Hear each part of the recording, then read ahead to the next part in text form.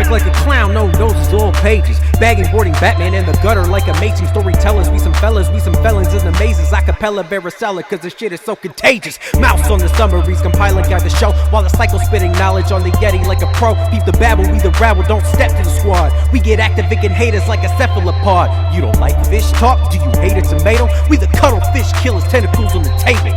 Rate us 5 stars if you cherish your life. Bucky Barnes hit squad spraying lead in your pipe.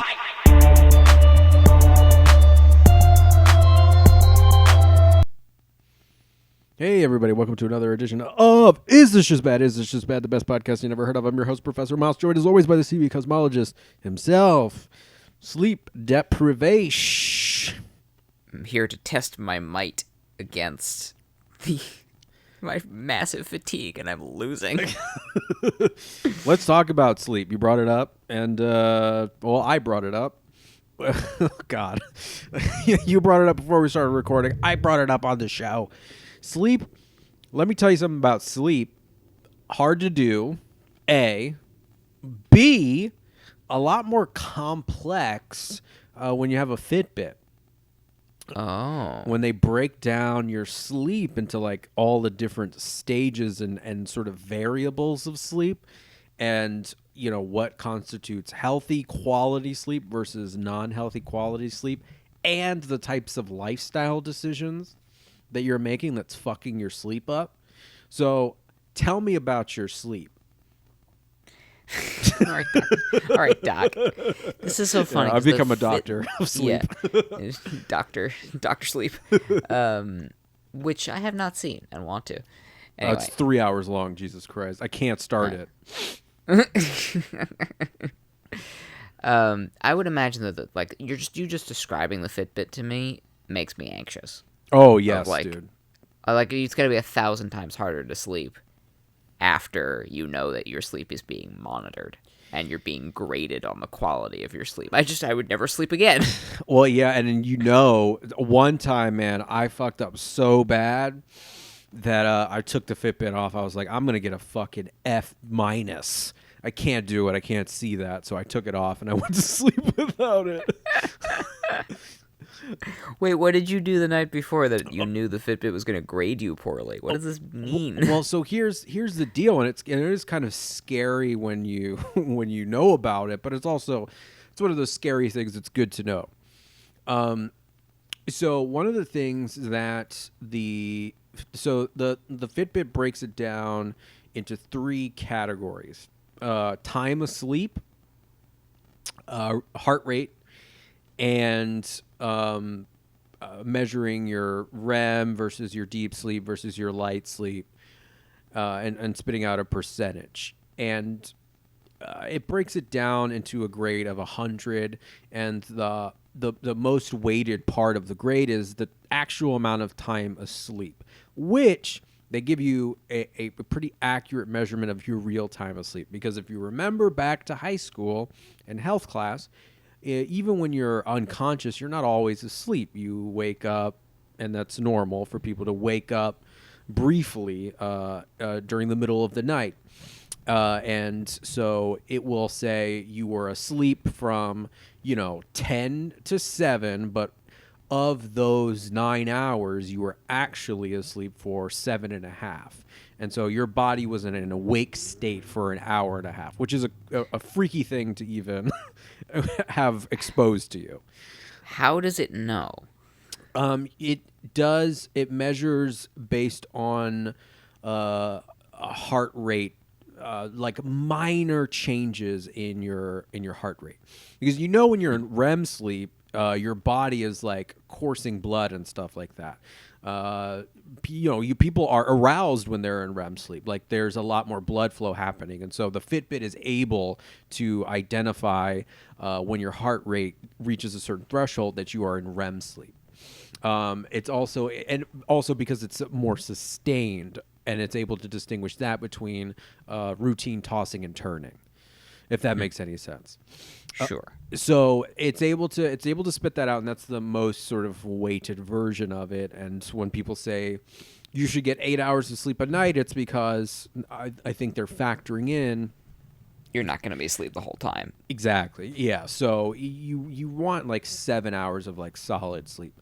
Then they breaks it down between deep sleep and REM sleep, and those are the sort of most important ones for the stuff that your body does with reference to like digestion and things like that. And then the heart rate one is the one that it was the most scary when I realized what it was. So it tracks your your Fitbit is able to determine what your resting heart rate is based on your heart rate while you're asleep, which is a lot lower on average than your heart rate when you're awake. And so it's able to sort of average those things out. And so my resting heart rate is like 55 beats per minute, but when I'm asleep, it's like 49 beats per minute or something like that. And so what happens, though, is that if you eat before you sleep or if you drink alcohol before you sleep, your body is working overtime to digest the food while you're asleep. And so your body is redirecting all of its and so usually you don't get much REM or deep sleep if you have just eaten or if you drank too much or if you've done a lot of physical activity. And so you really need to ease into your sleep to get good quality sleep. Otherwise, your heart is working twice as hard. So just imagine all the people who like drink every night, especially during like quarantine and shit. Right. Yeah, for sure. Your heart is just working overtime. And it's not doing all of those digestive functions that it's supposed to do. It's not, processing the right types of enzymes and stuff, like the thermogenic qualities of like the food that you ate. None of that stuff is happening to restore muscle tissue and stuff like that you may have strained while you're exercising. It's just working to digest and fix all of the bad decisions you made. And so when you wake... So you're telling me that the, improvement plan I have going of exercising and then showering right before I go to bed is not helpful. No, and also when you shower, your heart rate is usually elevated as well, because your body temperature is high. So it's also unadvisable to shower right before bed. Well, shit. Wait, was that real or were you joking? No, I'm not joking. Oh, fuck. I've gotten into a good habit of being able to I get off of work, I eat dinner, and then, a little bit of time to digest, and then I'll work out and shower and go to sleep. Ooh, like right after, or do you give yourself a couple hours?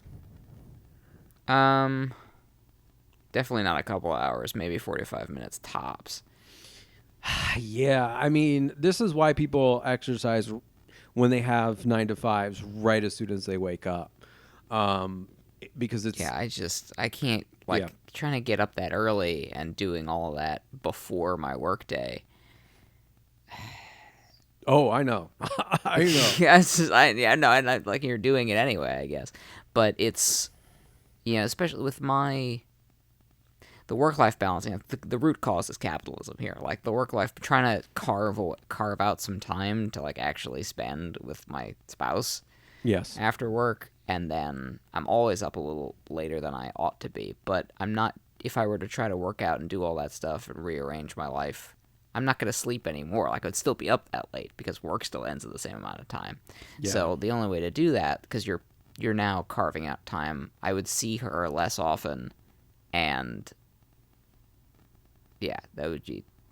I don't know how to fit that in, dude. That just doesn't work. Yeah. Wait, do you... I mean, and the pandemic has just, made everything so much more difficult. I live close to a park, and so I'm able to just go out and run and get a pretty solid workout in 25 minutes.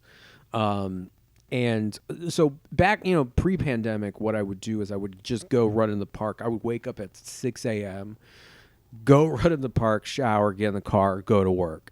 Now, since there's a little more flexibility, you can wake up a little bit later, and go while the sun is still up. I had 2 wipeouts because it was so fucking dark, and the park that I have is in a city that, let's say, has been disinvested in. And so it's like the paths are fucked up, right? So you just don't see like the potholes and shit like that. So I've busted my ass and like face planted twice doing those dark runs, and it truly is hell. Like when you scrape up your knees and shit, ugh. Yeah, and then you still have to shower and go to work. Yep. And in those cases, teach standing the whole time. Cool, love it.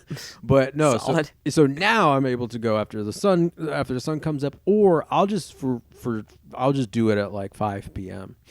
As soon Yeah, and as that's I'm what I done. was doing for a while. Is like when the days aren't super long, I'll just work out right after work before I eat.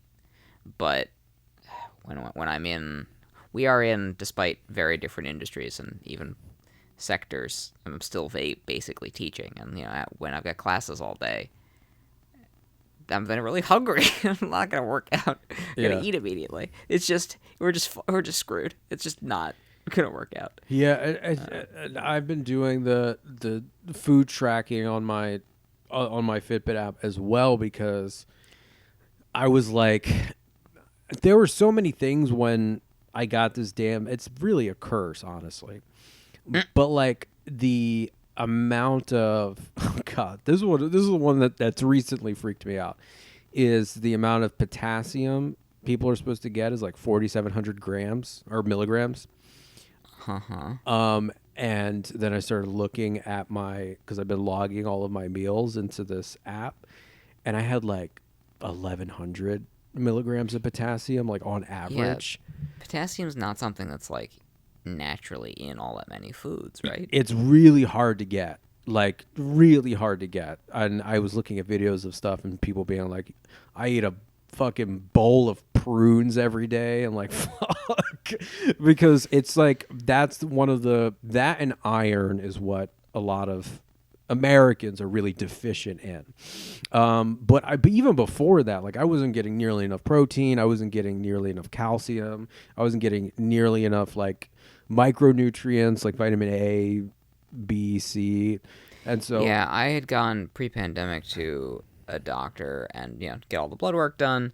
And like, yeah, you're pretty much fine, except you're like almost criminally vitamin D deficient. right. And like, yeah, you're it's like to the border of being this like a really, really big problem. And then we immediately went into pandemic lockdown. I haven't been outside in a year. So we've just been taking vitamin D pills every day, and it's been working okay, actually. But I'm basically a vampire. Yeah. Well, I mean, you're not an outdoorsy person, as I'm not as either. A lot of the fodder for the show, because the reason we have so much to talk about is because we don't go outside. That's a very good point. The corollary to all of the stuff we talk about is, these are the hobbies of people who are not outdoorsy. Yeah. But yeah, like that. Yeah, the app is like ruining my life. But it's also helping me too, because the other thing that I would do is I would fuck up and not eat for a really long time, and so I would be in this like starvation mode, accidental intermittent fasting. Like I wasn't making a choice to do it. I was just waking up, not taking any time to, make any type of healthy breakfast or anything like that, drinking coffee, getting right to work. Getting caught up in that, getting distracted, it being like 2 p.m. I haven't eaten anything. I'm going to eat everything. It's just Right. like a whole fucking nightmare. So going in there and just like pre-programming, like, oh, okay, so I'm going to eat this for breakfast. I'll have this at noon. I'll have this for lunch, et cetera, et cetera, et cetera. Here's the macronutrients and here are the micronutrients. And then also measuring sleep and stuff like that. And I will say it's made my energy certainly a lot better. It's made workouts a lot more efficient. But it is exactly what you're talking about. It's an anxiety inducing, because when you're not doing what you're supposed to. That's funny. You get a little demon in the wristband just on your shoulder at all times. Yeah, I'm right now in this like mode of really being invested in it, but there will be a time where I'll just kind of take it off You're gonna get burned out. Yeah, for sure. Yeah, but it's But good if- right now because the fucking pandemic has made everything a disaster. Because that's the other thing about commuting is that it made it so I used to meal prep all the time when I had to leave my house.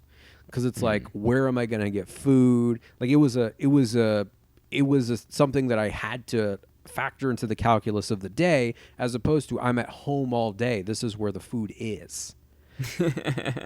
Right? So it didn't even, Yep. so I hadn't been meal prepping at all.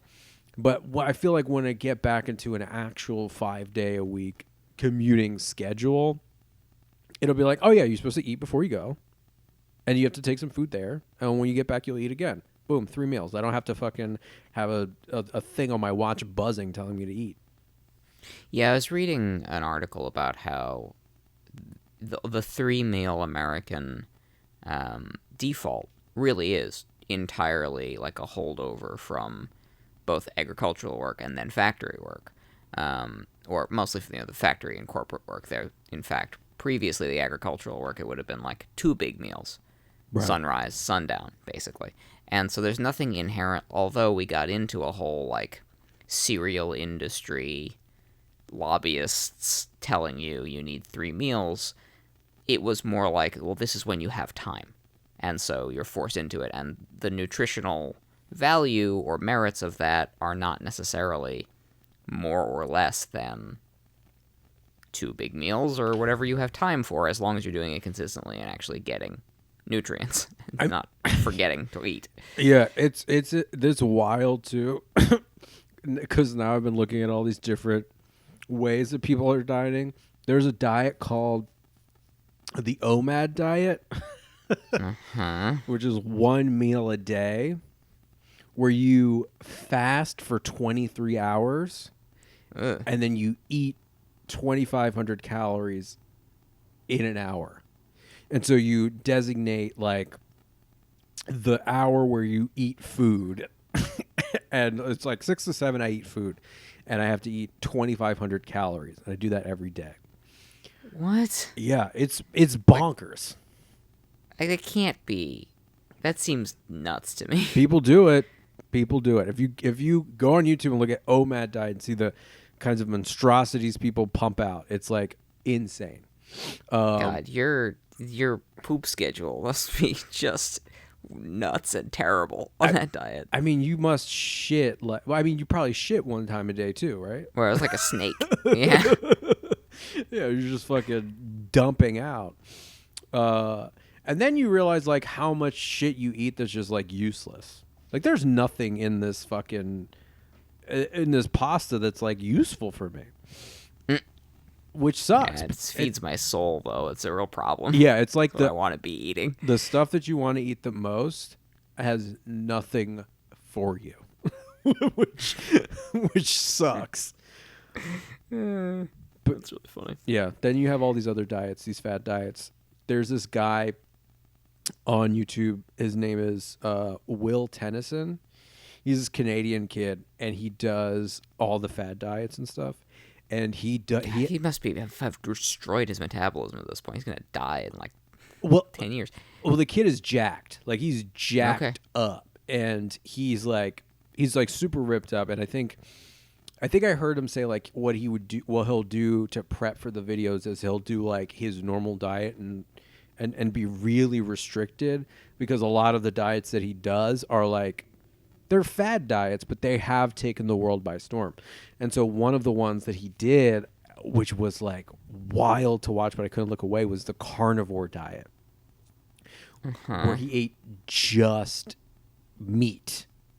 And this is apparently a diet that people are using to combat some like stomach issues that folks have, like lactose intolerance, but also like ulcerative colitis and other sort of autoimmune diseases. I think the most famous example of this is actually Jordan Peterson, Red Skull. This is getting real suspicious. Yeah, well, if you watch the video, Will Tennyson doing it, he's like fully dying in the video. It's just like no greens. You can't have coffee. It's just straight up meat. That's it. And it looks atrocious. That's gross. Yeah, I can't. And I like meat, but not like that. I mean, yeah. Could you imagine? Like you wake up, no coffee, and you have a steak, and then for lunch you have a steak. Like you can't put like peppers and shit on it. It's supposed to. It's like you just have ground turkey. Oh, it's so nasty. Yeah, that just you feel like you just be filled to the brim with meat. It's just that's so gross. Yeah, well, it's funny though. Like, so he's doing all these fad diets, and it's pretty clear that his regular diet is the one that works, right? Yeah, it's just a balanced diet. I mean, I think that's the fucked up part about all of it is that the all of the diets are encouraging you to do are distracting you from the reality that the thing that you need to do is like kind of difficult, which is to have a healthy, balanced diet that is relatively low fat and that doesn't rely too heavily upon carbs. The best macronutrient is protein, because if you don't know, protein, every time you consume protein, 30% of it gets burned off in the digestion. And it also helps you build lean muscle. And so protein is the best macronutrient, but it can't really do that process of thermogenesis without water, which is in carbohydrates, and which obviously is in water. And you also need fat deposits on your body to help you, juice your metabolism and stuff like that. So you need all of the shit. You can't do keto for your entire life. Like, that's the massive one. That's the Joe Rogan one, where it's 75 to 80% fat is what you're eating. And the idea... I don't understand that. The idea behind that one is that if you have fat in your body will burn fat. And it's like, okay. Use the stones to destroy the stones. Like, what? Yeah. But yeah, that he has some videos about like what he eats in a day, and it's all just like healthy, balanced stuff, and then he works out, and it's all super reasonable stuff. Yeah, and that's the thing, is like, it always ends up being like, no, you just need to be balanced and reasonable, and that's the hardest thing for people to do in our culture and our society. With God, saying the word society on a podcast feels cringy to me as the one saying it. Well, the video he just published is, because he's Canadian, right? So the video he just published is, I'm going to eat a typical American diet for a day. Rude. Very, very rude. But also like crazy. Apparently the average American eats 3,600 calories a day. And like, I don't know if I eat that in 2 days. 3,600 calories is a lot. I like 2,000 calories a day. So I'll eat it in 2 days. But the types of shit that he eats, like, but it is stuff that it's not bonkers. It's like Honey Nut Cheerios is what he eats for breakfast, which is like a totally reasonable thing to eat for breakfast. Something that perhaps you grew up thinking is like incredibly healthy for you, but has like a ton of sugar, a bunch of added sugar. It's like extremely processed. For lunch, he has McDonald's. He has a Big Mac. He has a large Coke, and he has fries, which right there is like 1,000-calorie bomb. It's disgusting. It's fucking gross. And I remember eating like that as a teenager and just always feeling like shit, not really understanding why. So I remember, I mean, obviously we have in the past lived together, and you've been through lots of different diets, and when you were getting into a lot more meal prepping, and I don't know if this was in college or whenever, but I remember you talking about how you would take breaks from eating fast food, processed food, and then whenever you went back to it, it was like very detrimental. And yeah, for sure. We just had recently Domino's and Buffalo Wild Wings, not at the same time, but with it, within a week or two of each other, probably, for the first time in a year and a half. And we've just been making all our own food for a year and a half, and getting pretty decent at it, and was like, have been craving Domino's and Buffalo Wild Wings for a year and a half. Wow. And had it and felt like shit. Felt terrible. I was wondering how it would end. Really sick the next day. Yeah, well, that's like, that's what's worrying me about, because I've been and the other thing is, like, neither of us is an expert in anything, much less nutrition. That's why we're podcasters. Yeah, we're just recounting our own experiences. I think there's ways. I don't know. I think that there are ways for people to feel differently in their bodies, consuming all kinds of different foods and all kinds of different diets and shit like that. Yes. But I don't think there's a one-size-fits-all, but I will say that I remember in college being like, are you exaggerating? Like, this seems silly that there would be that big of a difference. And I thought about you a week ago when I had Buffalo Wild Wings and then shat my brains out the following day. Like, oh, this is what it must have been like for the mouse. Yeah, it was terrible. And yeah, I lost a ton of weight in college. And it was, what was so fucking demoralizing about it was how easy it was to do. Because I was just fucking up. And yeah, it's that exact thing we were just talking about, of like, what's right, you're just not doing it, and you walk around feeling like shit all the time, and you wonder why. It's like, that's why. Yeah, but there's so many barriers to doing it right. Yeah, and then a lot of those are built in at a societal level by default.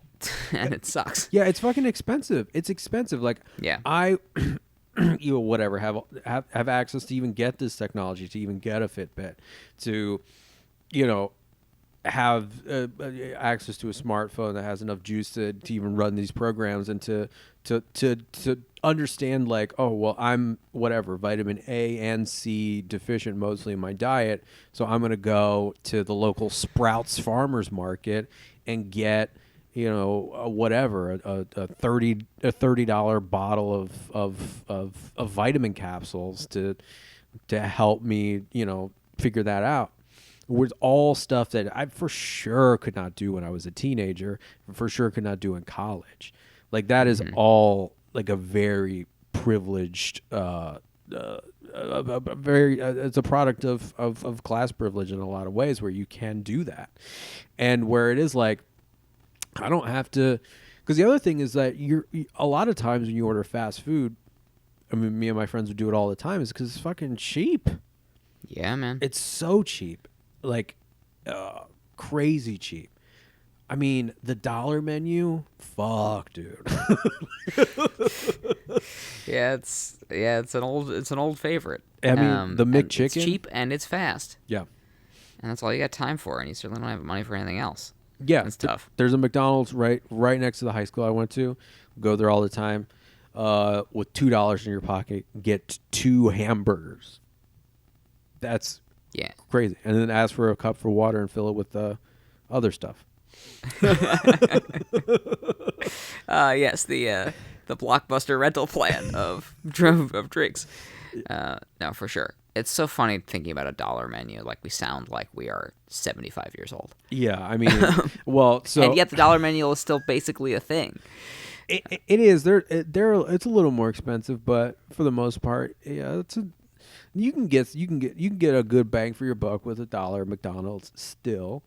I envy your Domino's. I'm glad you told me the whole story, though. Because if you hadn't told me the last part, I might be like, Cosmologist ordered Domino's. I should order Domino's too. Was it worth it? Yeah, I think so. Well, it always is worth it, though, because that fucking shit is like, it tastes so good. And I've been dying to have a fucking Whopper, but I just can't do it. It's just like, You know you can't do what you can't do. You basically have to schedule it, and and there are some things that I now just look at and like I can't eat that. Like I don't want to even eat that anymore. But Buffalo Wild Wings is not one of those things. Yeah. So you schedule a weekend and you gorge yourself, and then you like at least we can now go into it with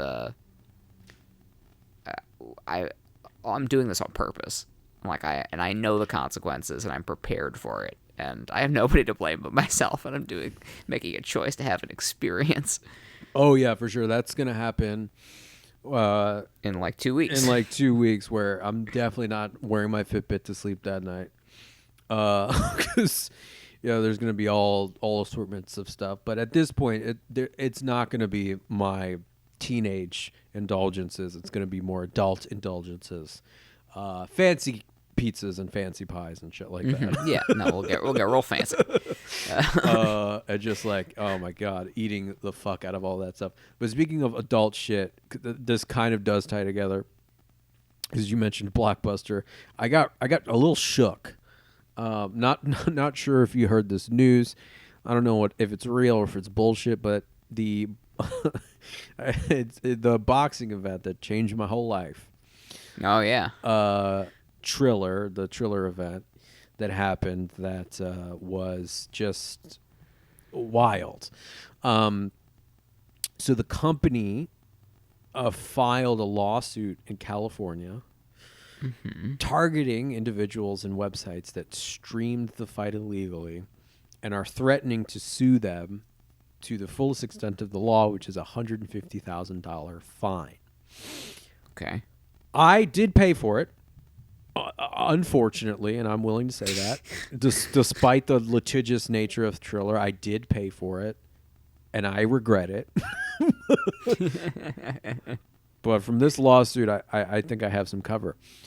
But isn't that wild? They're suing. It's a multi-million-dollar lawsuit. They say they got the ISP information from the VPN companies that they know. Wow. They know who streamed the fight. I mean, it really does. Doesn't it totally destroy the purpose of a VPN? I don't know. Yeah, I didn't think that's not how that works, right? I don't know. So, but here's what's weird about it. They have opened a payment portal on their website. And for amnesty? For amnesty. So they say you can go in and pay the $49.99 that you did not pay to stream, and you will not get sued. And it's like for a month, and then apparently everybody's getting sued. That sounds like bullshit to me. That sounds very clever. Yeah. But also like they are holding people hostage without a gun. I mean, would they... If they sued me for $150,000, what would even happen? I don't have the money. Know. I don't know if you can, and like you're not a corporation, so you don't have bankruptcy protection, which like individuals just get wrecked. I mean, that sounds like a great PR move. Like sue 1,000,000 14-year-olds for $150,000. Cruel and unusual for streaming a ridiculous event that they should probably have that they should have paid people to watch. Yeah, for streaming something that should have been free, truly. But I saw the types of things people were using to stream the fight, and it would be people would go live on YouTube and they would say something like playing Madden 2021 with friends, and then they would put that link in places where that would not necessarily show up on Reddit. Mm-hmm. And then you click on it and it'd just be a guy streaming the fight. But mostly streaming a concert and a slap fight and just crazy bananas stuff. Well, I think that your audio rendition is far superior to the fight itself. Your mission report after action of that was delightful. So I feel like I got the full experience. Yeah, and those two boys, the Pauls are fighting again. The press conference for the Logan Paul and Floyd Mayweather fight happened today. Jake Paul's fighting in September. Logan's fighting Floyd in June. Wow. Did Floyd manage to keep a straight face the whole time? What do you mean? Like, I don't Now, he's such a carny that, like, of course he'd be down to have a fancy, goofy press conference. Oh, no, yeah, he did this with Connor already. He knew Connor was no threat to him, and I mean, they did a pretty good press tour from what I remember. I think it did sell the fight, and they sold Definitely did. over 4 million pay-per-views at a very high price. This fight apparently is really cheap. It's like $24 or $25 or something like that. And it's technically an exhibition, but yeah, it's tough because you can imagine that a YouTube kid isn't like great at promotion. Like they're idiots. They're right. Really their brand is that they're idiots. They're not great talkers necessarily. Oh no! If you just want to die from cringing, you watch the Ben Askren and Jake Paul press conference. Ben Askren, a student of WWE, which is a good segue to second. But Ben Askren like understands. One of the things that they don't understand is that you have to give the other person space to talk. Like you have to give the other person space to make a point or to insult you. And it's in fact good if that person insults you. Like you speaking over, screaming over, talking over, standing up in your chair, getting like raucous and stuff like that. It doesn't help sell the fight because it presents incoherence. Like you never see that in WWE. Two guys with microphones just screaming in each other's faces, because otherwise, what's the narrative? Just berserk chaos, which ended up actually fitting the event, but like, but they just don't know how to do it. They don't have that, whatever it is, the training or stage presence. Or just like the common knowledge of you gotta let him get off. Like you gotta let him get these jokes off on you. It's so much better for the fight. It's so much better for you. Yeah, the idea like it's a debate, and it's a debate structure, and it's supposed to go back and forth because it's kayfabe, right? And then like even if the fight is sort of real, the promotion is absolutely staged, and it's fun. It's theater. And if you don't understand how to do that because you're a YouTuber whose whole brand is just you as a talking head, and you never have to talk to anybody else, it's a very different kind of theater. Right. Yeah. It's the theater of the absurd. Yeah, for sure. It's Dada. Wait, but tell me about this WWE. Oh yeah, so adjacent. So I have spoken to you about my great love for Lucha Underground, which was a product of the El Rey Network, which has since folded. Robert Rodriguez's baby, which didn't get off the ground really. It was only around for a couple of years. And Lucha Underground, which was sort of pro wrestling, actual pro wrestlers, but couched in like a Mortal Kombat telenovela, Spanish sort of flair to it, which I thought was delightful. It ran for 3 or 4 seasons, ended on kind of a cliffhanger. The network shut down, the show shut down. But some of the writers moved on to continue to write for wrestling promotions. And once El Rey Network was disbanded, the intellectual property of this stuff defaulted back to them. So there's a local-ish, not local, but independent, wrestling company called MLW that it's on the Eastern Seaboard somewhere, I think. But it's got a YouTube presence, and it streams on Fight TV and some other services and Roku. And some of the writers migrated there. And so over the course of the last year, some of the people who were involved in Lucha Underground have been slowly moving over, and they've been slowly teasing some kind of resurrection of the idea as Azteca Underground.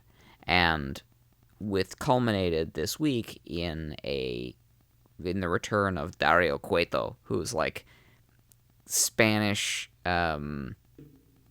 cross between Vince McMahon and the judge from the chairman from Iron Chef, if you can think of it that way. Yeah. Played by an actor.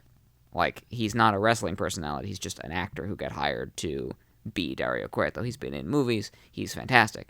And so he's reprising his role for the world of will now be Azteca Underground. And I have fallen off entirely watching wrestling with the pandemic and no crowds, and it was very surreal and it wasn't particularly enjoyable. But I'm going to have to get back into it for this. Like, the return of this is very exciting.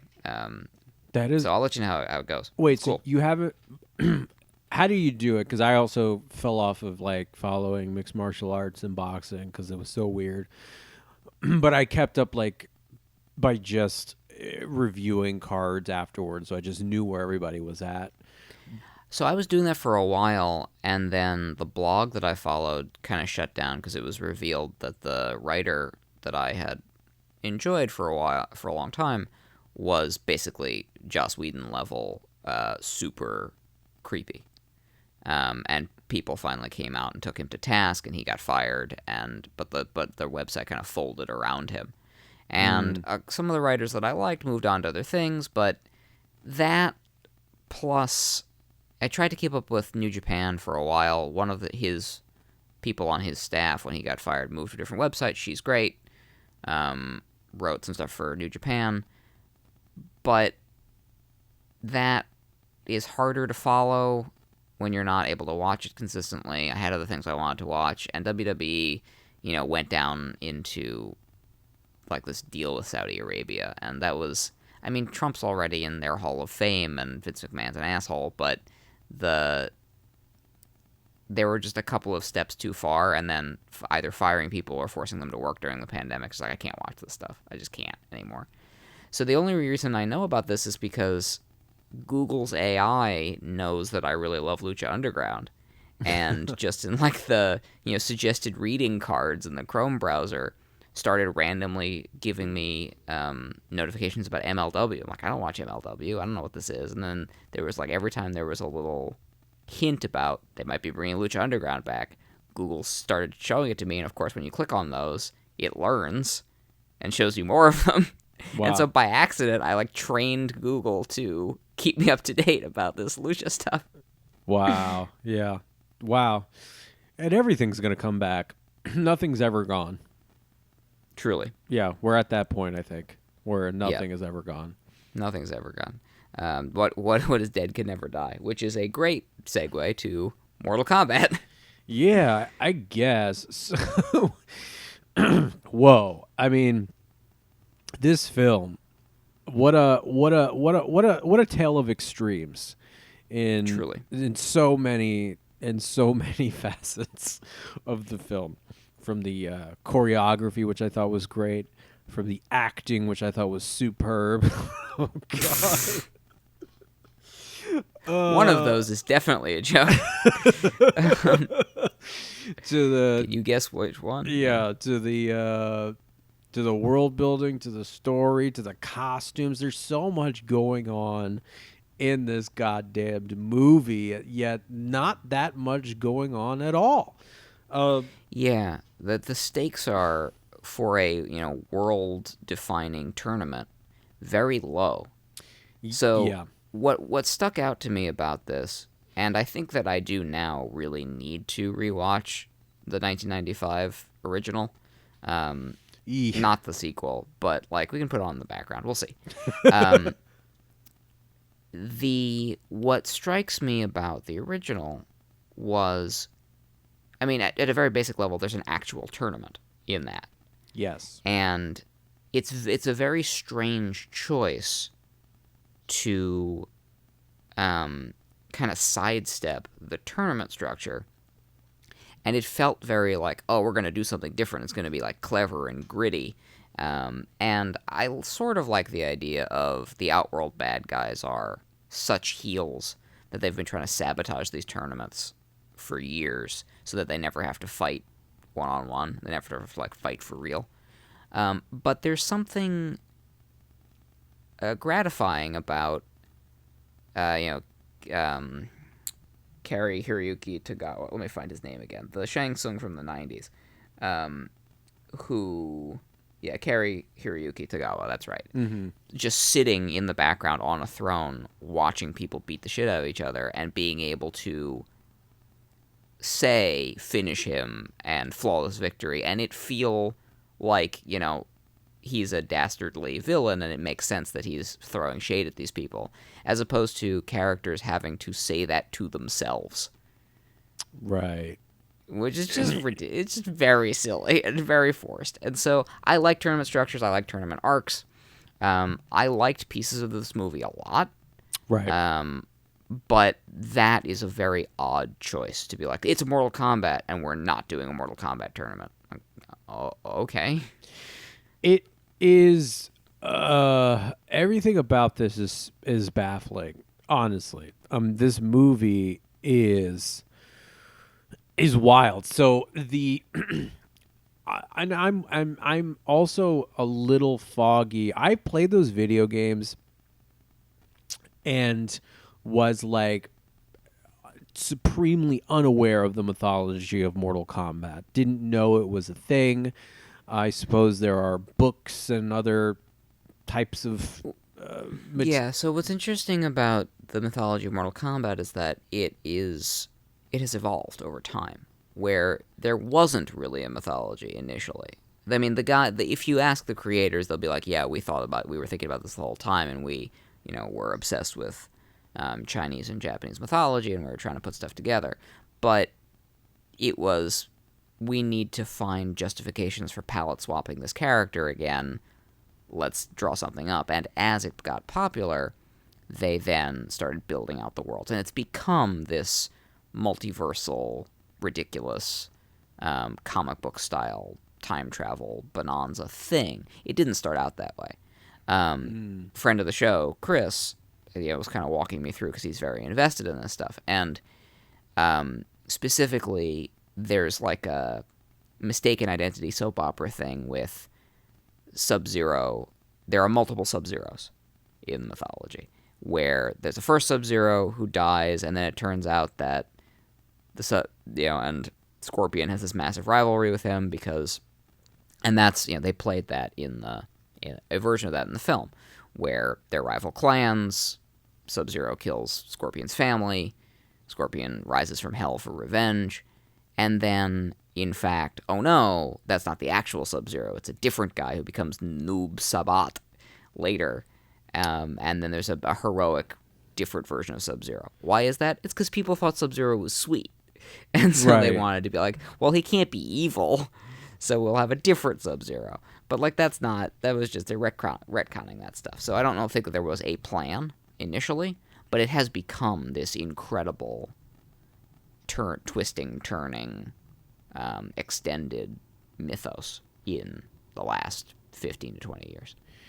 Gotcha. Okay. Yeah, that makes sense on a number of levels, because it sounds like there is a mythos. It also sounds like it's pretty slipshod.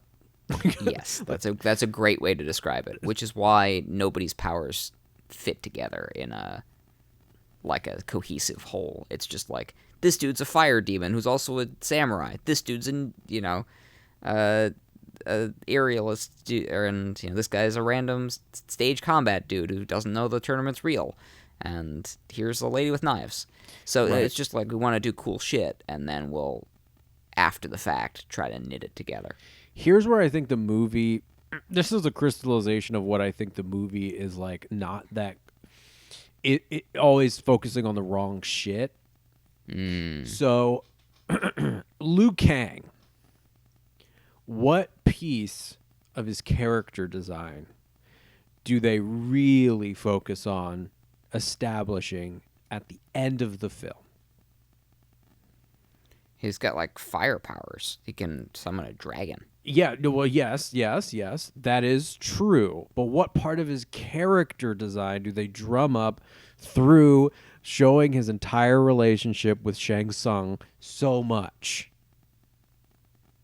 It's the fucking headband The headband that he takes from the goddamn hat Yeah. of his best Right. friend Of Kung Lao. is the thing that they're sorry, yes, I meant Kung Lao is the thing that they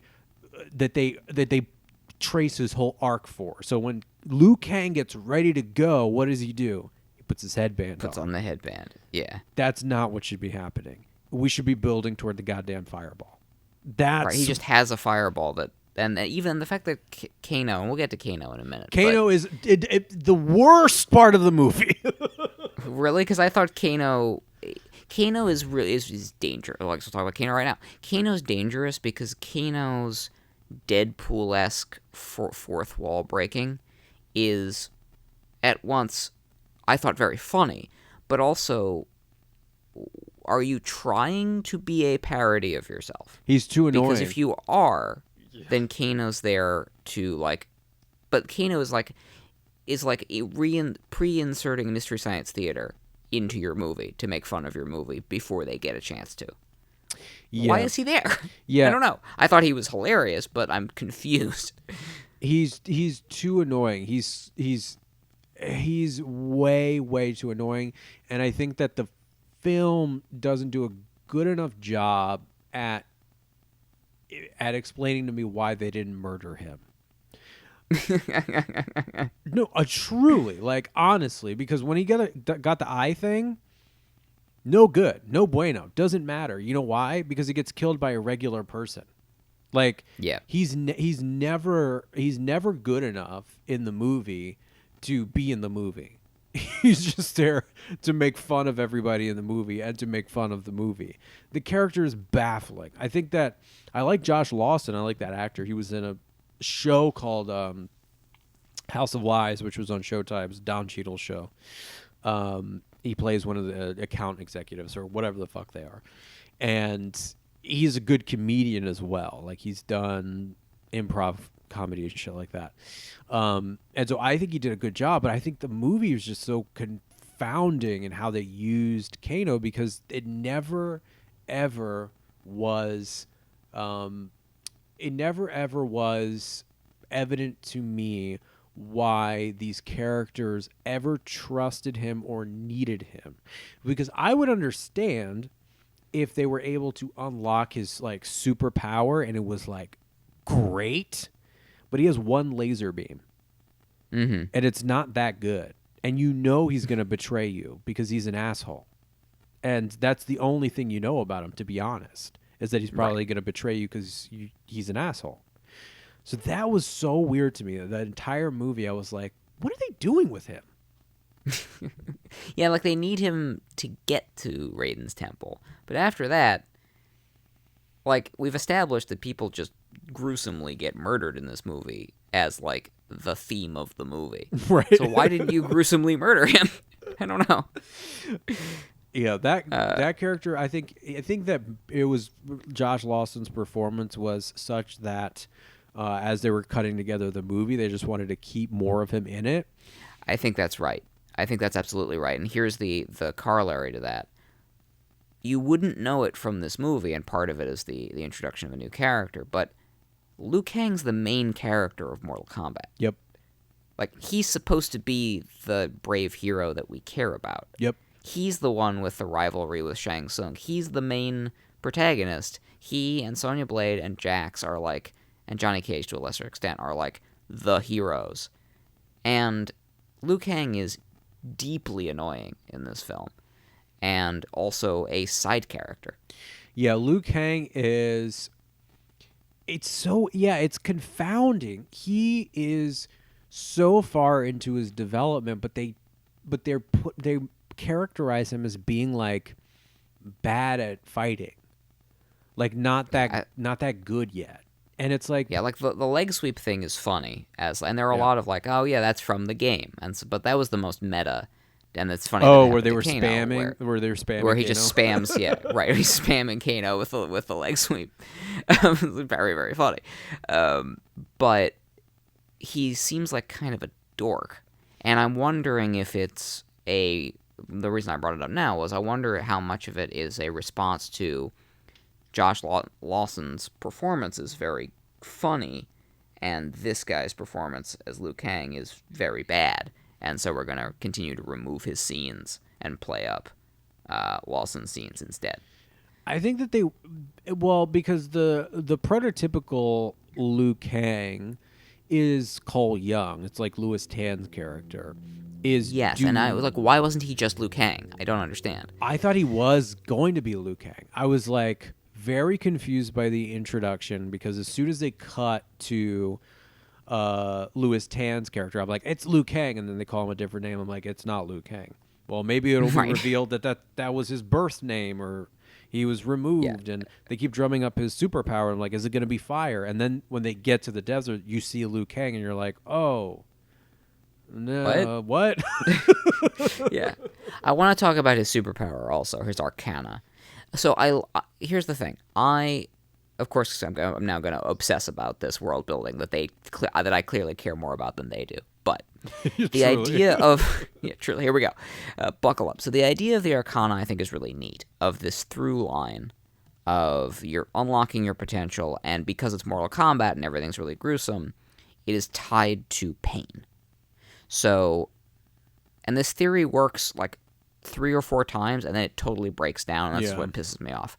So if we assume that the Arcana is unlocked through pain and suffering, basically, then, okay, so Kano gets his face ripped, and then where does he unlock his Arcana? In the eyeball, in the side of his face that got ripped. Mm-hmm. Okay, that's sweet. Why is it a laser beam? No fucking idea, but sure. I like the idea that, like, it's wherever you suffer the most trauma is where you're able to get to unlock your power. Jax gets his arms frozen off, then gets little wimpy prosthetic arms. His Arcana beefs them up. And I thought that was actually kind of neat. Like, it's magic, so, like, whatever. The fact that it can, Kano just got a laser beam in his head, so it doesn't matter that it's sort of technological rather than mystical. But and can I also just add to this, too, the inconsistency? Because another part of the Arcana seems to be that it taps into a character's sort of core core drive. So the way that they get Kano, because they know that his core drive is like anger, is to just make him angrier and angrier and angrier until the fucking thing comes out. And so I guess Jax's would be a desire to help people. Yeah, like perseverance, or this like inner strength of. It's funny because we were talking about how in the original he has to like believe in himself, and just takes the armor off of his regular human arms. Yes. And here it's this overcoming. He's done 6 tours, and he's trying to be selfless and helpful, and so he unlocks it by getting extra strength in these wimpy little robot arms to save Sonya. Okay. So sure, let's assume that tracks. I think Cole's is the funniest and also weirdly the most frustrating, because his whole drive is that he gets the shit beaten out of him all the time. Yeah, all the time. He's a punching bag. Yeah, and so a washed-up fighter. Yeah, a washed-up fighter who was good at one point, now just spends his time, getting paid $200 to get wrecked. And his Arcana, so he absorbs other people's punches and has this like armor at the end, which is cool, except that he's obviously written by people outside of the Mortal Kombat world. Yeah. Because nobody has armor in Mortal Kombat. The whole point is that you're going to suffer gruesome injuries and get your head exploded. Yeah, it's not about defense. It's not about defense. There's no defense in Mortal Kombat. So the fact that he has, like, it feels like a cheat code to be like, he's the one guy with armor? Right. Yeah. And like Sonya Blade, and like Sonya gets stabbed randomly a bunch of times. Kano gets stabbed randomly. They really push the limits, and there's some like magical healing stuff happening at Raiden's temple, but they push the limits of how many times can we grievously wound somebody before it has to be a fatal blow. So it's so incongruous that he has armor skin. Yeah. It's also incongruous, unrelated, that he wasn't Iron Fist. Fair. I believe. Yes, he should have just been Iron Fist. Yeah, I believe he was one of the last 2, and they picked the guy from Game of Thrones. Crazy. That was a mistake. Yeah, but for sure. he does show up as like a drunken master and like beat the shit out of Danny Rand. Oh, I remember that. That was great. Yeah. And, like, he's fine. Like, I don't have anything at all against Louis Tan. He was fine. But his character is redundant and feels out of place. And you could, especially because you could have just made the movie about Liu Kang. Yeah. So anyway. It's written terribly. Yeah, it's written terribly. Now, the problem then is those are the only people for whom the Arcana makes sense. Right. Like, Kung Lao's Arcana is that he's got psychic control over this hat. Is he Magneto, but he's so extra that he's just decided to only control a hat? I don't know. You know what it is? It's the hat's cool. Yeah, right. Basically. That's right. That's exactly right. Because, and that is the core ethos of Mortal Kombat is it doesn't have to make sense, it just looks sweet. But that means that the Arcana completely breaks down. You know, Sonya, when she finally earns her dragon mark, she's got like a Mega Man arm cannon. Yeah, she has like a weird like beam, like a laser, like a some type of beam. Yeah. That she unlocks instantly. Right, but they never explain or feel, because you could be like, oh, well, because she killed Kano and he had laser powers, then she'll have laser powers. But that's clearly not they're not even trying to put those pieces together. It's just like, she's got laser powers because laser powers are sweet. Oh, yeah. It doesn't matter. And it wouldn't track either because Kano killed somebody to get his mark. Right, exactly. What did that so it just doesn't, it just doesn't follow, ever. Which is fine when it's like, we're just throwing action figures at each other. But if you're going to, like, try to sort of explain it, and then give up halfway through, like, I don't know, dude. No, it should just be that there are protectors of Earth, and there are protectors, or the whatever, of the outer world. There's just protectors from all over these different various dimensions that come together and fight in a tournament. And that there are some fuckery afoot. Like, the reason that the early movies didn't work is not really addressed in this film. The reason the early movies didn't work is because the dialogue was terrible. And the acting was bad. With the only exception of that Shang Tsung. It's so weird because then in this movie, the dialogue's terrible. The acting is mostly really bad with a few very notable exceptions, which are more notable because the rest of the movie is bad. And then Shang Tsung, the one true enduring highlight of the 1995 movie, is bad in this one. Yeah. It's very boring. It's just super lame and boring, yeah. And the button of having the Scorpion versus Sub-Zero thing sort of tie the film together, it kind of works. I'm not entirely sure. I think I probably checked out at this point. Or I didn't care to know how Scorpion got back to the world. It doesn't really matter. Raiden summons him. Raiden, like... Okay. So, Raiden gives... Right, like, you don't care. I'm going to tell you anyway, but I can tell you don't care. So, Raiden gives one of Scorpion's ancestral blades, the little, like, dagger knife thing that he's been using to plant vegetables in the flashback. To Cole, and it's like, use it and you can summon the quote-unquote, like, sort of moral support of your ancestor, and it's, like, very vague and shady about what that means. But Cole, who is related and a descendant of Hanzo, Scorpion, what Raiden is actually saying is, I will use you as, like, a lightning rod, pun intended, to center and, like, to be able to, like, find Scorpion in hell and teleport him here to help. So, like, Raiden, who's supposed to not interfere, was like, if I give you the knife, and then your blood and, Hanzo will be drawn to you as a descendant, and be able to leave hell, I guess. But he could... it doesn't matter. No, that's the other thing, is, like, it very much does not matter.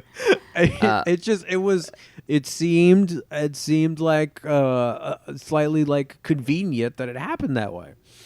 You know what's convenient is that Hanzo has been studying fire magic in hell for like 400 years and also took like a couple of English lessons.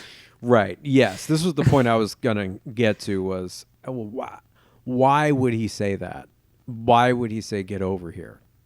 And why was it In English, obviously not his voice? Why was it obviously from the video game? Yeah.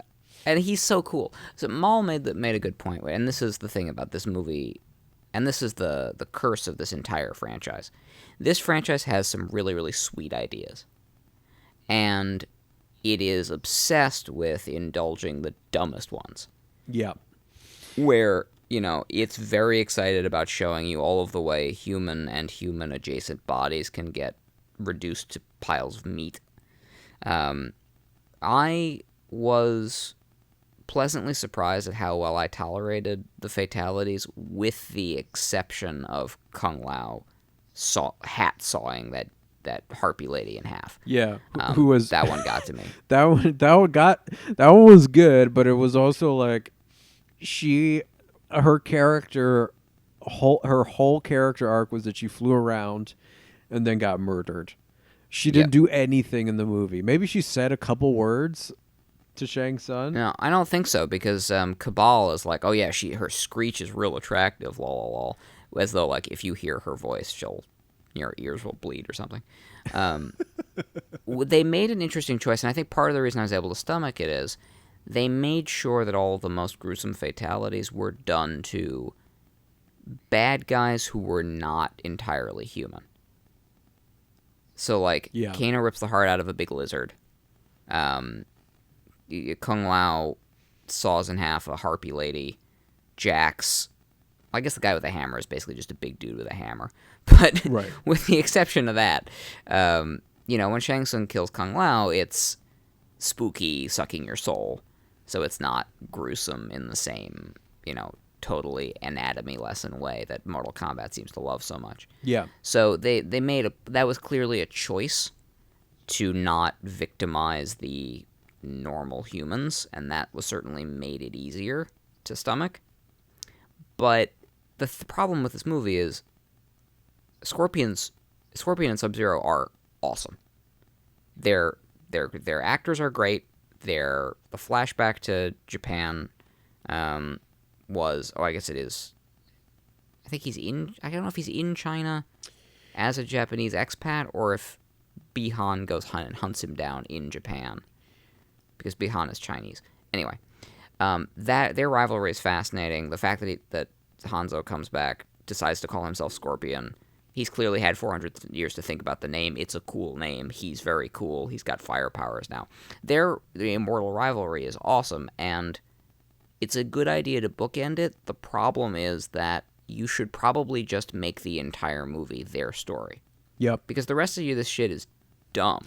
Yeah, and it's so wild that they show the first scene, like they released that on HBO Max, and I think it was calculated because they knew that first scene was great, but I want to see a whole movie of that. The rest of the movie is just bonkers insanity. It doesn't make any sense. The first scene is so well done. It's so well executed to the point where when we rewatched it, we even picked up on little stuff that they did, like when the mom walks into the house, she goes, "It's cold in here," kind of as a throwaway. Like, it's well constructed, and the fight choreography is fantastic. It has the perfect level of violence, and the conversation that they're having in different languages is also a really interesting element of their rivalry, where they can't even understand each other. Like that, there's something more deeply embedded in that antagonism that like transcends language. Like, it was so, when I saw that when HBO Max released it, I'm like, oh man, this is like they're gonna make it like a thinking person's Mortal Kombat, and then it devolves into just fucking nonsense. We're just going to beat each other up in the desert for an hour and a half. And then the last 10 minutes are really sweet again because Hanzo comes back from hell and we renew their rivalry. Yeah. And you really just need to see the first scene and the last scene. And the rest of it's junk. Yeah. But like, but that's so weird though. Like they know Sub-Zero and Scorpion are the most compelling characters. They know they're the coolest designs. They know they're the best story because it's the story that has survived as like the best plot in Mortal Kombat. And then they featured them very heavily in the marketing, and they've got all the coolest moves, which they reproduced faithfully in the film, and they're very cool. And then they decided to not just make the movie about them, and I don't know why. Yeah, it doesn't make any sense. Yeah, and like it's easy, like it's low hanging fruit. You know, you do some Kurosawa samurai stuff, you get this actor, Hiroyuki Tagawa, I think is his name. No, sorry, Hiroyuki Sanada, who has already played a really convincing samurai in Westworld. Like, it's easy, but he elevates the role. Like, he does a really good job of it. Like, not everybody can do a really good Toshiro Mifune impression. And then you just see all that on screen, and like, we're just gonna go ahead and do a bunch of other bullshit for 3/4 of the movie. Yeah. I don't get it. By the way, the guy that plays Shang Tsung is in The Dark Knight. He's the calculator. He's the calculator. He's the squealer, and he's in Captain America: The Winter Soldier. Mm-hmm. And Raiden is in a bunch of stuff. And Raiden was doing like a, sullen drunken master thing, sort of. Oh yeah, he was one of Thor's buddies. One of the Warriors 3. Gotcha. In addition to being in other things. So he was the third that was not Idris Elba and Ray Stevenson? It was Ray Stevenson and for a little while Zachary Levi, and then who got recast and doing like an Errol Flynn impression, and then the third guy who was like a Mongol style warrior in a fuzzy hat. That's Tadanobu Asano. Gotcha. Let me say that correctly. No, Tadanobu Asano. And yes, then he's Raiden, and he's fine. Yeah, Like, he's nothing to do though. Yeah, right. He just kind of is grumpy. Yeah, and the people we haven't touched on, Sonya Blade, I think that was an awful performance. She was terrible. Yeah. Really wooden. Well, here's what's interesting about this. Because I'm really, really familiar with Makad Brooks's work, because he plays Jax. I watched all of Supergirl, and he is Jimmy Olsen in Supergirl for a couple of seasons. And he's okay. He's pretty good. And he's one of those actors where with good material is very good, and with bad material is okay. And so like, he can elevate bad material some of the time. And he's on the CW so like there are actors around him who are not at that level. And Sonya Blade's actress is below the level of some of the CW people he played against. And you can see him when she's trying to she tells him the story about how he's her role model, and he is acting his face off. He's trying really, really hard to sell that he's being emotionally affected by her monologue, and she has one speed. She's so wooden. It's really unfortunate because that character's cool.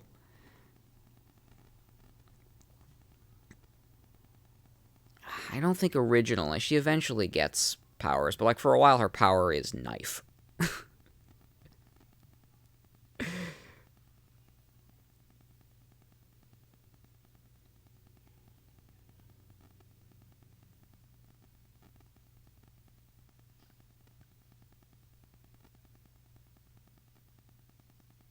Yeah, they've got they've got a brothers in arms thing that you're supposed to be getting from them, of they're really close and they care about each other and they're soulmates in some way. And no, she's really, really unfortunate. She only speaks one way. She doesn't even have a second vocal register.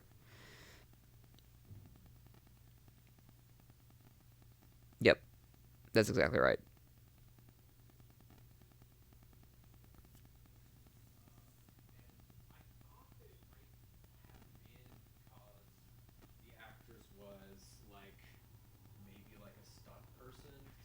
That's what I assumed. Yeah, like we need somebody who can fight, and we'll give him a chance to say a couple of lines. Is that not true? Is she like an actress? Yeah, no, she is a straight up actress. Huh. And yeah, that's her main thing. Jessica McNamee is an Australian actress, and she rose to fame in Australia playing roles in the Seven Network television programs Home and Away and Packed to the Rafters. Yeah, so she's just an actress in Australia. Wow. Well, it's a good thing they gave us Josh Lawton also. Josh Lawson, who is also Australian, yep. Who I didn't realize was talking in his regular accent because I had only seen him in House of Lies where he speaks with an American accent. And so he did a That's great so job. funny because I know that Kano sounds like that, like from the video games. And so I was like, well, they found a guy who sounds like Kato, but I didn't know if he was doing like a ridiculous Australian accent or if that's actually how he sounds. Well, he probably splaying it up a little bit, but yeah, that's how he sounds. Then Ludi Lin as Liu Kang we already talked about. Yeah. Yeah, the Sub-Zero and Scorpion were great. Kung Lao is kind of put in there because he's kind of like a B player in the video games. Somebody they could Yeah. get away with killing. That's interesting because there was the one really good non-fighter spin-off, and it's an adventure fighter. There's a Mortal Kombat Shaolin Monks, which was like for the original Xbox maybe, and it was like a RPG style where you play as Liu Kang and Kung Lao, and it's like a co-op thing. And their buddy comedy, or not buddy comedy, but their bromance is one of the sort of emotional through lines of Mortal Kombat, second only to Sub-Zero and Scorpion. But there's like an Iron Fist moment where he talks about being Kung Lao, descendant of the great Kung Lao, and like, is that a joke? It's like, I don't know. It's a thing from the story, but yeah, he's only there to die, truly. Yeah, and They fridge him for the benefit of Liu Kang, but it doesn't really give Liu Kang much, unfortunately. yeah, there are, and it is also like self-consciously being like, we got to build up Liu Kang's trauma and his mythology. So through the introduction of this character, the death of this character, so they're putting weirdly a lot of emphasis on Liu Kang, yet they're cutting around him so much to elevate Kano and Cole Young. So it's just a mess. It's just a mess of who cares. Like there's so Yeah. much there that they're trying to develop, and they don't do anything successfully except for the Scorpion and Sub-Zero stuff, which cumulatively lasts for about 14 minutes, maybe. Yeah. It's a real bummer because we ended the movie being like, well, they were very cool in it. Why didn't we just watch a 2-hour movie about them? What was this nonsense in the middle? And then when you look at the running time, it's like, that wasn't the middle. That was the whole movie. Yeah, I was prepared to live in that exact world, the whole film. Like what they had set Yeah. up in the beginning for it to be like, oh, it's just Mortal Kombat, but it takes place here. And then I was like, oh man, then you can't really have Jax because the technology doesn't seem to be at that point yet.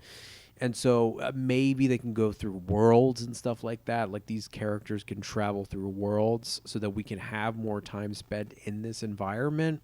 But it's just a smash cut to present day MMA fight. And then from there, it's just off the rails the entire time. As an MMA guy, what did you think of that fight? It was fine. I mean, it's like the type of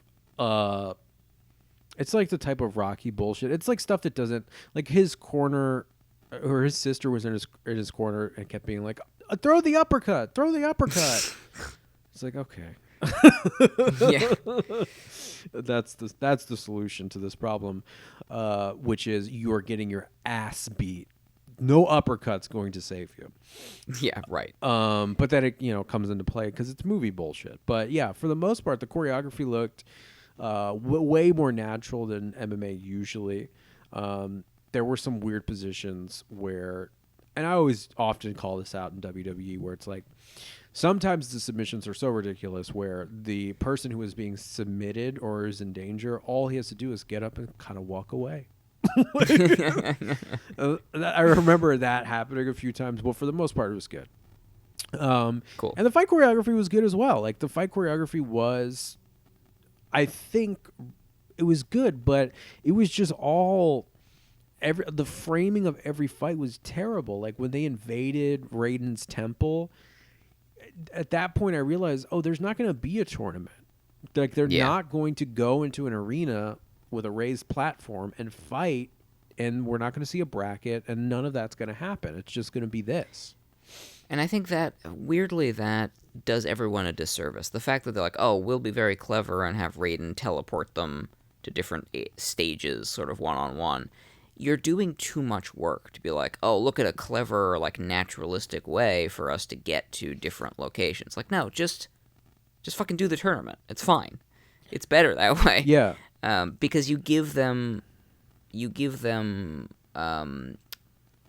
like, stakes and weight and gravitas by being like, this tournament matters and there's pomp and circumstance. I'm like, oh, okay, other people care about this event, I should also care about this event, as opposed to the bad guy. And then you care that the bad guys are being heels by trying to subvert this thing that has grandeur. And here, the only body that cares about it is Raiden, and nobody else cares. I'm like, well, then why should I care? Yeah, I don't care. I don't care about anything that's going on. I want cool fights, and I want to see a tournament happening. And to the point of, like, yeah, it is like teleporting to different stages or different, like, arenas in the Mortal Kombat game. You gotta know that video game movies are in now. And you gotta pay respect to the OGs, and you gotta study how they did it. Because I know he's not a detective, but in that film, that fucking electric mouse, cousin of mine, they figured out a way to do it. And guess what? They never got into a Pokemon battle. No one ever said tackle attack. Like, the shit that makes video games interesting does not make necessarily for good movies. Mm-hmm. And we know that because they haven't worked until very recently. Sonic the Hedgehog, same story. There's coins and shit, and they have, like, magical properties, but he's not running around the town having coins absorbed into his person and then, tripping over a rock and them all exploding out of his body. That's not interesting. That's a game mechanic. Yep. And weirdly, I thought they actually did a pretty good job of organically working in the fatalities as set pieces into the rest of a fight. Yeah. Where, like, they weren't... It still felt like a real human fight that happens to have these specific ridiculous moves in them. Mm-hmm. But the whole thing wasn't, like, obviously video game staged. And they did they clearly paid the most attention to Sub-Zero and Scorpion, as they should. But, like, there are specific things that Scorpion and Sub-Zero both do, like ice walls and ice decoys and, the chain and throwing him into his own sword or whatever. And those are all moves from the game, and they're shot exactly like cinematics from, like, the most recent game. They look sweet. But it's not massively distracting, where, like, Maul's watching it and doesn't know what those combos look like from the game, and she's just appreciating the sweet fight choreography. And that means it's really successful. But just put them in an arena, for real. Don't, like, the teleporting thing it's too fancy for its own good.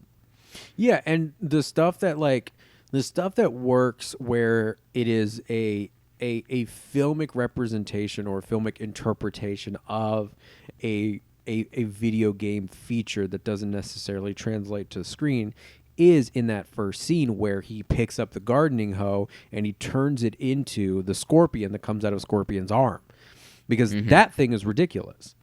So you have a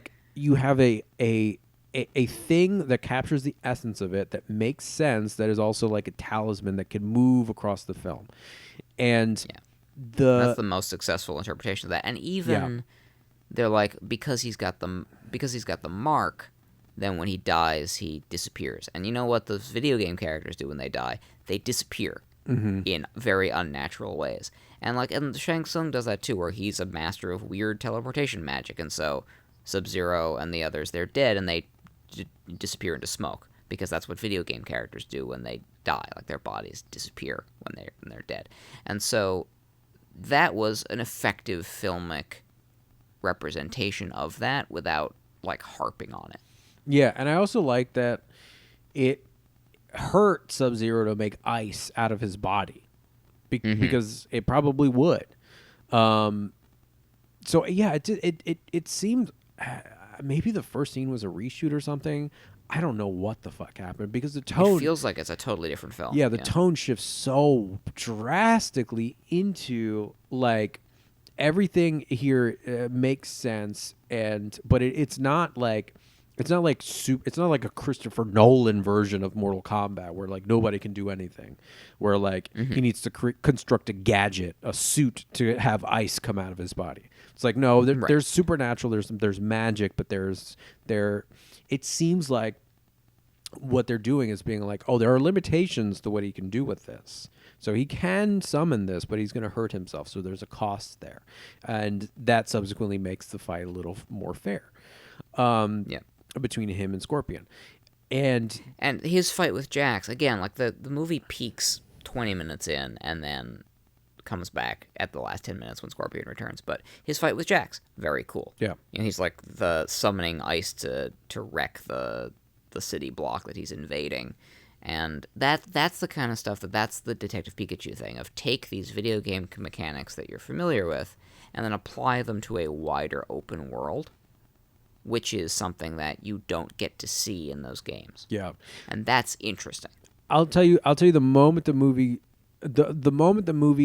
starts to fail is at the end of the fight between him and Jax, where you have a person who's been killing for millennia, who has been sent down to murder the heroes of Earth. And he freezes Jax's arms and cuts them off. He knows Jax can survive that. He kicks him off a thing. He knows, because you know how many people he's killed? Like 7 million. I was thinking about that when he kicks Jax off the thing and Jax bounces and hits the ground. I'm like, maybe Sub-Zero's really bad at this because he's got a terrible track record of checking to see if people are dead. But we know that he killed the guy at the very beginning of the movie. But he didn't check to see if he was dead. Like, it took him a long time to die. Yeah. Well, the broader point is that at that moment they don't do enough work. So they diminish a couple of things. One, they diminish Sub-Zero's intelligence, and his cunning and his viciousness. Because what he should do is take an ice spear and jab it through Jax's skull. But what he actually does is sets Jax up in a way that is not in a wink to the video game fans who are watching the film, which is something that you do very, very subtly in these movies. Like, include the rings in Sonic, yes, but they cannot be doing what they're doing in the video game because that would be absurd.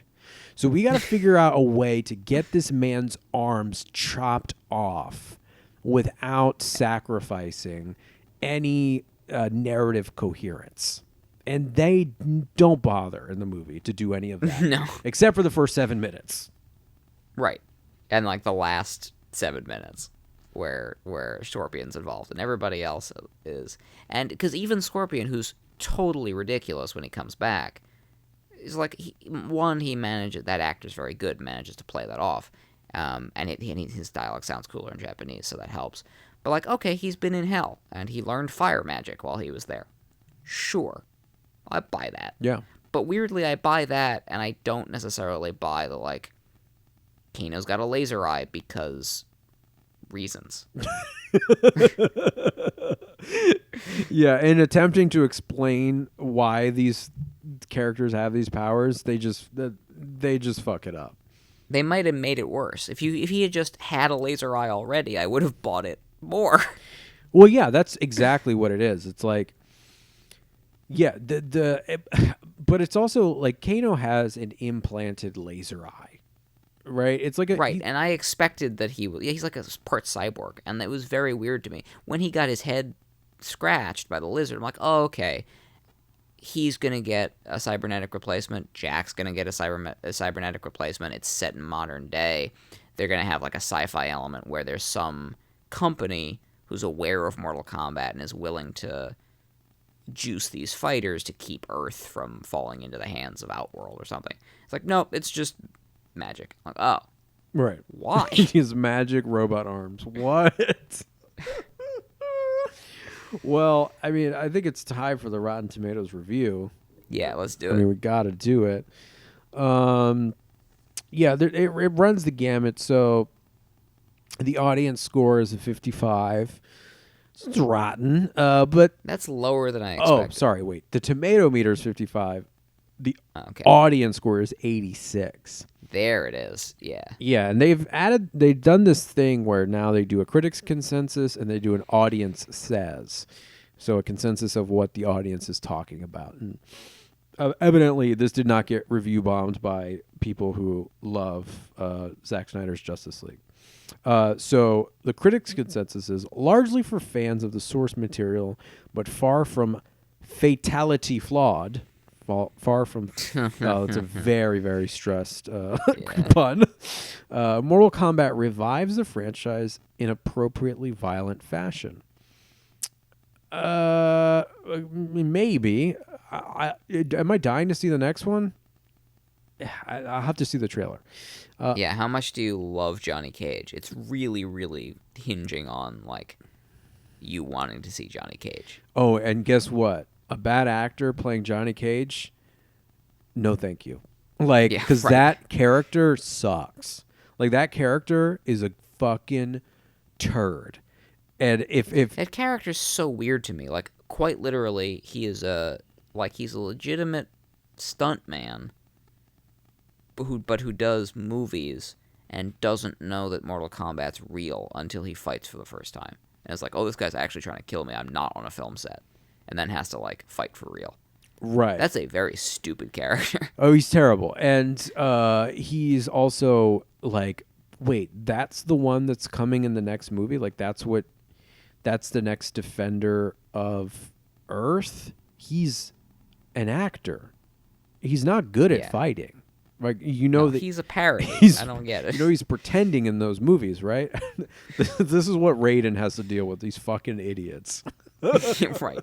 I'd be grumpy, too, if these were the dumbasses I had to work with. So the audience says, the acting is spotty and the storytelling is a bit rushed, you think? But if you could turn your brain off for a while, Mortal Kombat delivers plenty of graphic violence and intense fight scenes for fans of the video game series. It's almost like Rotten Tomatoes is saying that the audience is stupid.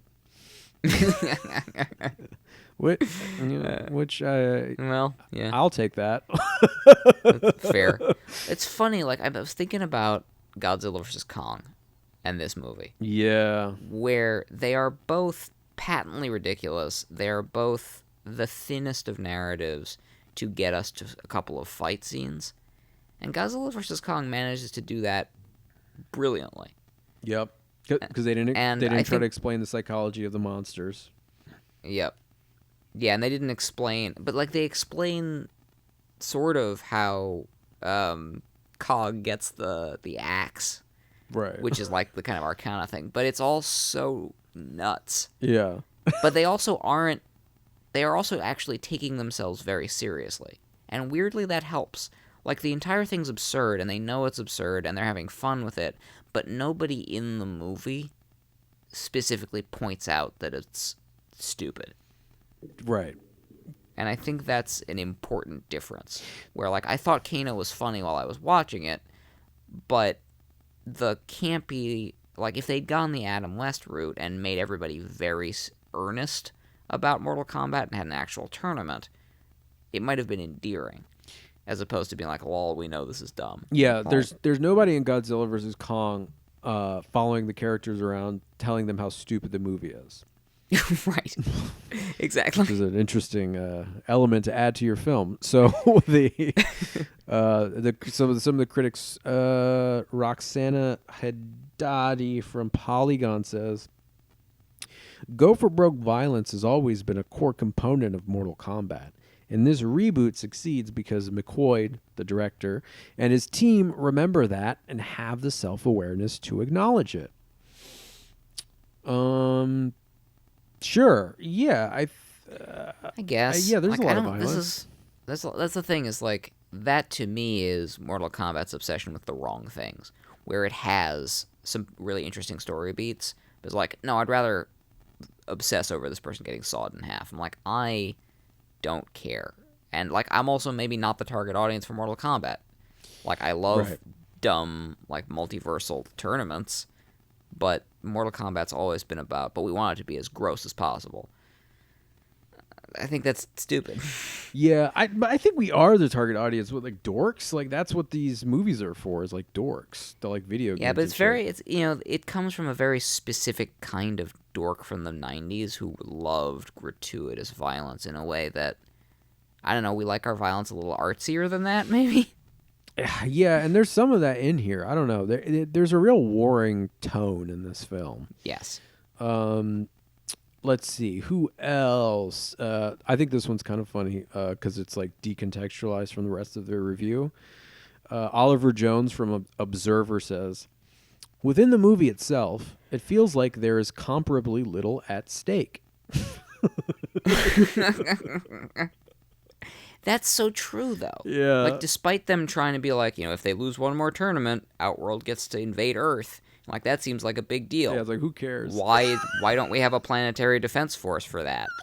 And then everybody's like, no, we'll just settle it in a bunch of back alley brawls. I'm like, oh, Yeah. well, that's okay. Yeah, the stakes of the film are that the world could. Who cares? Like I can't even finish. Right, like ostensibly, it's the world is going to be invaded by a bunch of extra dimensional barbarians. That seems like a big deal. And then there's like 5 of them in a desert, and it's fine. Yeah. Why did this matter? Yeah, they get the B team working on it, which that's an underdog component. I mean, it should be a lot more. I should be a lot more invested in it than I am, but I just am not. But the way you would be is if there was a B team that went to a gladiator style arena on a different planet.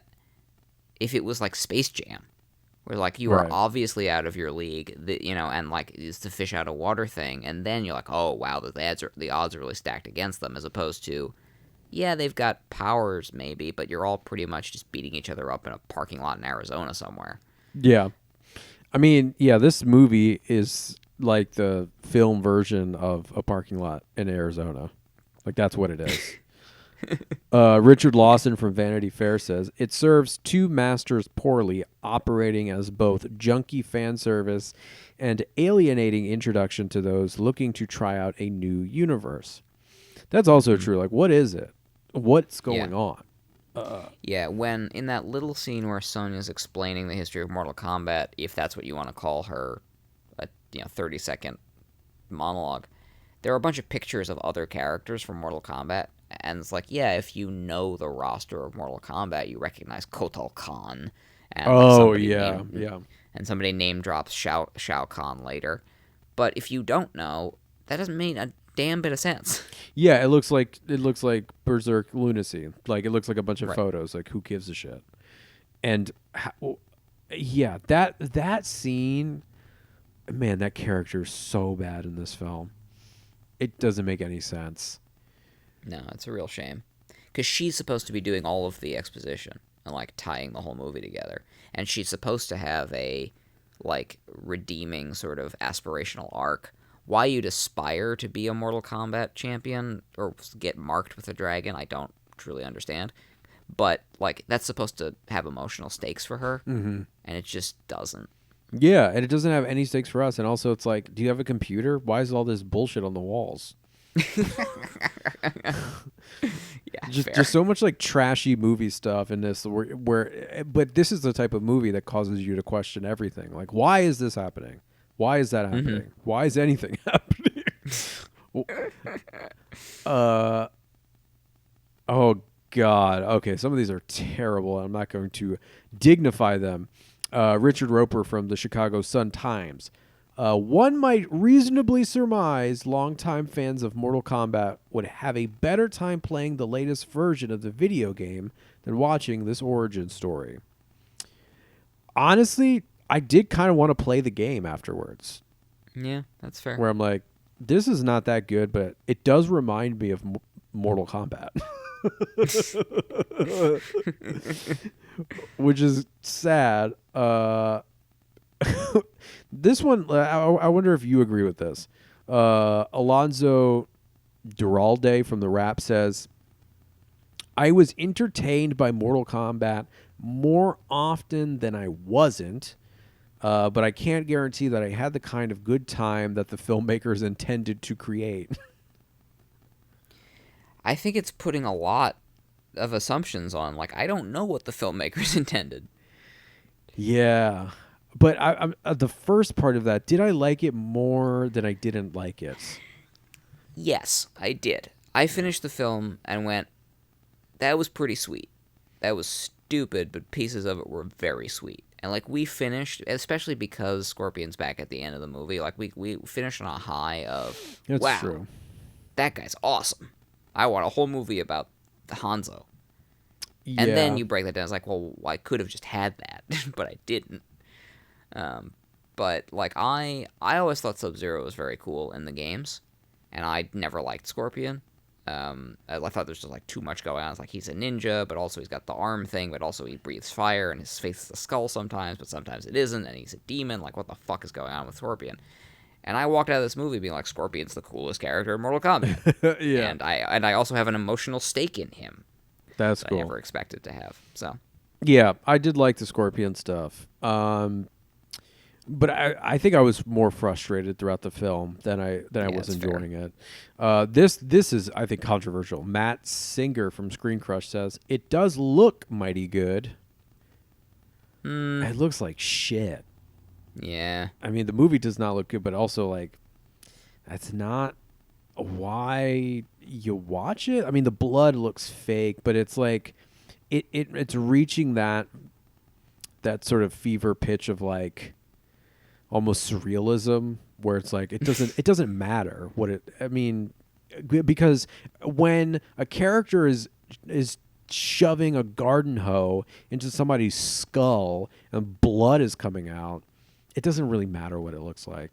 Like, it doesn't matter if the blood looks real at that point. It's so ridiculous. Right. Like, yeah, exactly. It's so absurd that, like, yeah, it doesn't matter. But, like, no, I don't think this movie looks particularly good, with the exception of that first scene, which is beautiful. Which has the least amount of special effects. Like, once Goro comes into the picture, and it's just like CGI goop. It gets weird. And also, his suit, when he gets his power, his suit, you can see it kind of like it's a little baggy. So it's not form fitting. So you're like, what is it? Is it the wrapping armor stuff? Yeah, the armor is supposed to be like, maybe it's I don't know what it was, but it was obvious that it was a suit that he was wearing, and that his body didn't transform into armor, if that makes sense. Yeah, I thought that it was like the texturing made it look like it was like a magical extension of his fight wraps, like his wrist wrappings. Right. Yes. But what I'm saying is that I could see that the actual suit that the actor was wearing was loose fitting. Yeah, which is not a good look. Yeah, it looked terrible, and I guess they didn't want to CGI his torso because that would have been probably looked worse. Yeah, but then he's like in this like baggy muscle suit as a result. Yeah, he looks like he's in a Halloween costume. Mm-hmm. All right, let's end it on this next one. The New York Times, the best paper. Oh, great. The Gray Lady. What does the Gray Lady have to say about Mortal Kombat? Yeah, I can't believe the New York Times even gives a fuck. Ben Kenigsberg. It's a negative review, and it says, with so many characters, the movie spends too much time on discovery and not enough on showing those powers in action. Which I believe is, yes, that's my critique as well. Yeah, that's a good point. So, the best scene outside of the samurai stuff was, as we said, Sub-Zero attacking Jax and like in the town where you see the powers in their wider context in the world. Like that's cool. Yeah. They don't do enough of that. Yeah, they're not fighting in cities enough. There's too much desert shit. And temples, get out of there. Yeah. Go fight in Chicago. Yeah, it's got to be the next movie, whatever it is. It got to be, you got to convince Johnny Cage, and it has to be like a reason you need Johnny Cage, because he has to suck, and we all have to know that. We all have to keep it real at the exact same moment and understand that Johnny Cage is the worst fighter amongst them. But they need to fill a roster slot because it's a 6-on-6 tournament or something, and they need to convince him to go to a place in a neutral zone and engage in a tournament, just like the other movies. They could take like a electrical ball there or whatever the fuck they had in those movies, like a hamster wheel, and that's what the movie's got to be. It has to be more like, what do they do? Yeah. What does an actual tournament look like? Because they didn't give that to us this time. Like, the next one has to be a legit tournament. Yeah, and Scorpion just is back, right? Like, don't explain to me how he got back. Just bring him back and have him be a part of the team. Or maybe he has to sub in. Somebody gets injured, and they get to summon Scorpion. They can just kill Cole and like, well, we need someone from that bloodline. You can't kill the franchise leader. That's the Vin Diesel of this franchise. Scorpion is the franchise leader. What are you talking about? No, it's Cole. They created that character for this film. Stupid. Why did they do that? Why wasn't he just Sub-Zero? You know what I thought it was? Like, at first I thought it was Liu Kang, and then when it was all this stuff connecting him back to Scorpion, I was like, oh, maybe he just becomes Scorpion. Mm-hmm. That would be cool as well. Like, if he just became him Scorpion. Like they do like a Assassin's Creed thing. He's possessed by the spirit of his ancestor and just is Scorpion. Yeah, that's his, what is it called? Ephemera? What the fuck? The Animus. Animus. The Ephemera. No, it's not Animus either. Wait, what is it? What? It's not Animus. The Animus is the device that in Assassin's Creed that you the machine you jack yourself into to experience the lives of your ancestors. Gotcha. I was talking about the power, the latent power in Mortal Kombat. The Arcana. The Arcana. That's what I was. It has to have a K in it, dude. The ephemera. It has to have a hard K consonant sound. What did I say? The ephemera. Yeah. Whatever that is, but yeah, I thought that's what it was going to be. It just became Scorpion, and it didn't.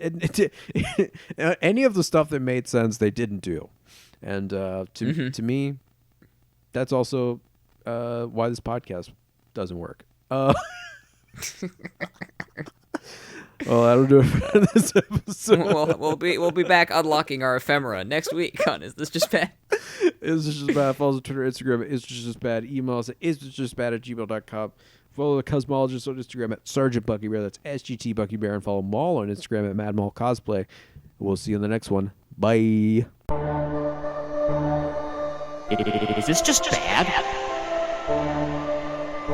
Bad? It's like when pirates board your brain, robbing knowledge, no joking. Opening your mind with a crowbar till you're woken, hitting Hydra, hailing hairs, have a time for hella reasons. We're more than winter soldiers with the men for all seasons. Listen closely while we share our expertise in cosmic comics culture. Demons free tuition to the multiversity. Mouse and Psycho teaching perfect balance when we snap infinite gems into your ears. Dust our shoulders when we speak. Purple man persuasive beat. Or Randy Savage rattles with immortal technique. Ooh.